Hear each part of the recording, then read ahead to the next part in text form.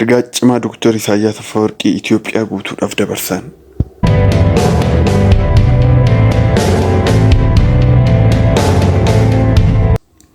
Vidiyoo keenya har'aa keessatti waa'ee ergaa cimaa pireezidaantii Eertiraa Siyaasaa gara Dr. Qabiyyee barreessanii ilaaluu dandeessu.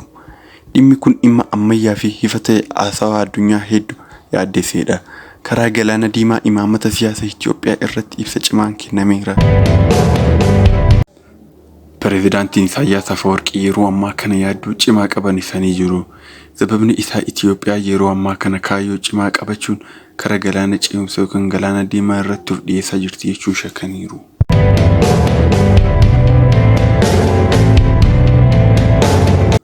Afawarqiin akka jedhanitti Itoophiyaan imaammata galaana irratti qabu gara rakkoo naannawaa geessisa jedhu. Biyyoonni ollaa wal hubannoo fi walii galtee malee tarkaanfii ofiif murteessuu hin qaban jedhanii gar'aatti illee mormaa jiru. Akkasumas yaada isaanii keessatti yeroo hedduu humna siyaasaa fi dinagdee naannoo irratti mul'achuuf deemu jedhu. Kun immoo gara falmii fi wal mormii biyyoota ollaatti akka geessu hubachiisa.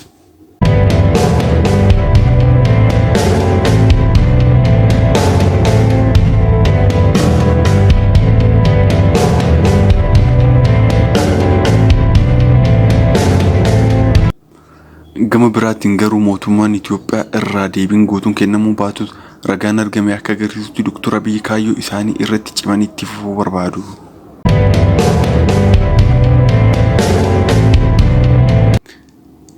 Kanaafuu dhimmi galaana diimaaf walii galteen biyyoota ollaa waan hubannoo fi marii barbaadudha.